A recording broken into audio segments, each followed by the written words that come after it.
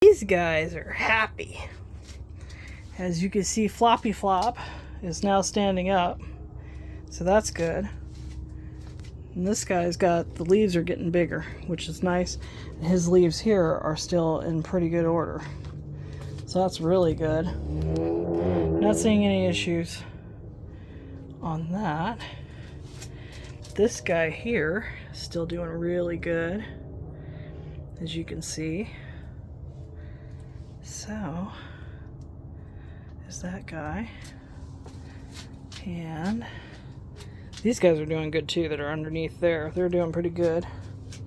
This thing hasn't kicked on yet, but that's because it just falls at 39 and goes right back up to 40, so it won't kick on. But these guys are doing better. They're happy. So we got some, it doesn't look like it from this angle, but there's some life in there. I still got to come out here and trim them up. This guy is doing pretty good. I gotta get the seeds off of him, but these little babies are starting to pop a little bit more. They're popping up.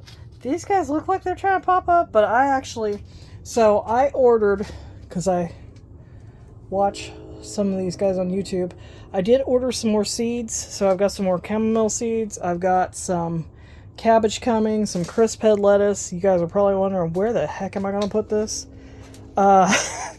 So I might try to move this guy, maybe, behind him.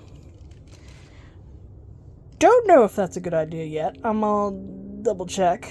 And then I could put cabbage and a crisp head there. Like I said, I planted some romaine seeds here. And then I could plant back over behind here. I might put some red lettuce back over behind him. Then I could always stick something right here too.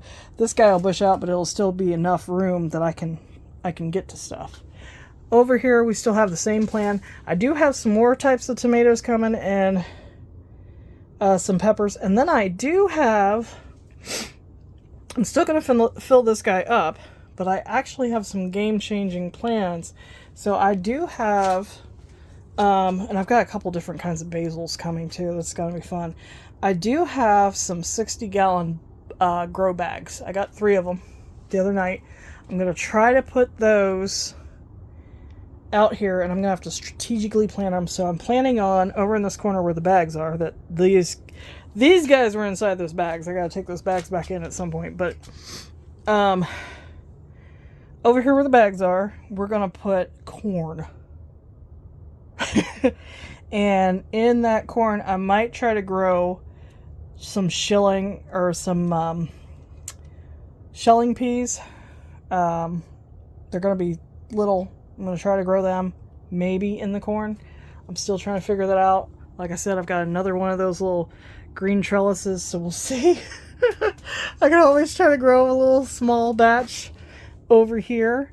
And then, like I said about the carrots and the French breakfast, I do have 3 of those grow bags. So I might be able to grow some stuff. Like I said, I've got some space underneath there.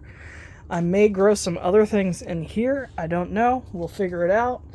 That may also be where some of the lettuces go. I just got to figure out, once everything gets here and I get the seeds, I could try to figure out a little bit better what I'm going to place. And especially with those grow bags, once I get them, I'll be able to figure out a little bit better where I can place some stuff. Like I said, I got space over here. I got space over here. That chair's not staying there. That's just there temporarily so that I could get in and do some stuff. So I actually have space right here. And then there is more real estate back here. I can always move the pepper over a little bit, and there's some space over there. There is also space here. So I got space to put some stuff. So we'll see what happens. But that's the current update right now. And then it's going to take about 4 to 6 days. Maybe a little bit longer, depending. Since California's having some stuff, and some of the stuff's getting shipped out of California. So we'll see what happens when it gets here. I'm hoping that I can get some of the stuff in and actually get some of it to grow. It might take a little bit longer just because, but I'm hoping that I'll be able to do that.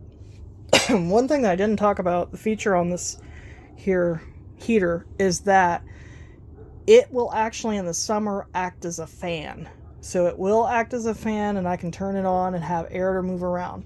One of the things I'm thinking about doing, I haven't taken the stuff off of this yet, and I may or may not, but one of the things I'm thinking about doing is actually taking some, my coworker mentioned gauze, which is, or not gauze, but tulle, which is a great idea too. But I might take some kind of a, maybe either burlap or some kind of a screen-like or some kind of material and actually attach it to these windows almost in an accordion fashion, so that when I open it, it actually expands out with the window, and when I close it, it closes up with the window. So we'll see. I'm gonna have to think about that. I'm gonna have to try to figure that part out. Otherwise, opening the windows defeats the purpose of trying not to have a whole bunch of bugs in here, especially the moth situation and butterflies that were laying eggs on these guys. So that would be helpful to maybe fashion something with that. But that's what I got so far. As you can see, it's maintaining the 40 degrees that I have it set for. So everything seems to be pretty good. I haven't seen any issues. I don't see any problems with temperature really that much. It's able to maintain pretty good. Like I said, a lot of times it can maintain even higher than what's outside, depending. When night falls, though, it does get, excuse me, a little bit more chilly, so it's a little harder to maintain. The heat loss does happen, but that's why we got the heater. So that's a thing to think about if you get a greenhouse, is that you need a heater. And then you got to think about the electric you're going to run off of that. I do say that this setup, I did a lot of research before I actually got this heater, and I saw a lot of good information about it. If you're somewhere it's going to drop down really, really cold, you might need 2 of those. And I mean, I'm talking if you get into the negative numbers regularly, really, really deep in the negative numbers, you might need 2 of those. At that point, I would suggest probably doing something that's more of an indoor situation or in-ground. So like a cellar style greenhouse.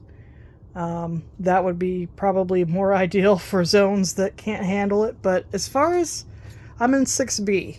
So 6B zone, we don't usually see too many negative numbers. We can get pretty cold, but usually it stays in like the teens, 20s, and it's not that bad.